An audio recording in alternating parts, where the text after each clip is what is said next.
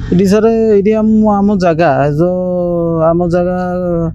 जिंदल वाला से आसिकी अवरोध कर रास्ता नहीं जीव बोली तो एटा आम पैतृक संपत्ति थिला मो अजा से अमलर भी से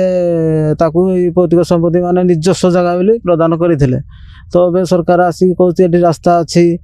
आम घर द्वार भाई नहीं जीवु तुम अवरोध करना कि करना विभिन्न किसी आमको सहायता भी सहयोग किसी भी मिलवा दूना तो मुझे 2 दिन तले नोटिस होता आम पाक जे ये गोटे रास्ता हे आपण मैंने छाड़ी दिंतु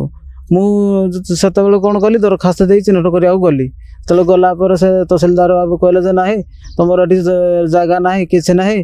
आउ रास्ता एडे आम जगह आम निजे ही जगह नबू एटा आम रास्ता ही नहीं जीव सर यहाँ हूँ मो जेजेबापा जो पूर्वपुरुषर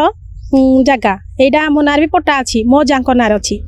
से सर आसिकी जोर जबरदस्ती पशि जाती रास्ता करने बसी आमर तो यहाँ पैतृक संपत्ति सर जो जिंदल कंपानी जोर जबरदस्ती पूरा भितर पशि जाती पुलिस भी नहीं आसते आम ये घर भी करूँ से भी राति आसिक डोजर नहीं जो भांगीदे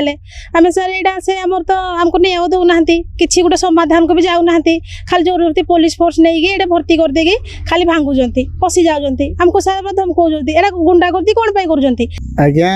यहाँ मो बापांकर पैतृक संपत्ति ए जगह खंड थिला तेणु आज्ञा ए जगह खंडिक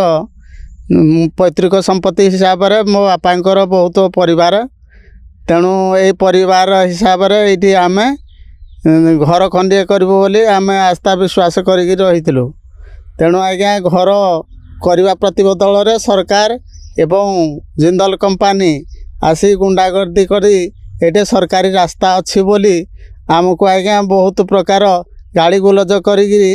आमको आज्ञा से ये करदे माने आमको बहुत प्रत्याख्यान कले तापर आम घर खंडी आज्ञा करूँ घर खंडी को राति आज्ञा डोजर पेलिकी भांगीदे तेणु ये कुड़िया खंडे कर बसीचु तेणु आम न्याय चाहूँ आम ये जगह को आ छाड़बूनी ये आम घर करके समस्त रही।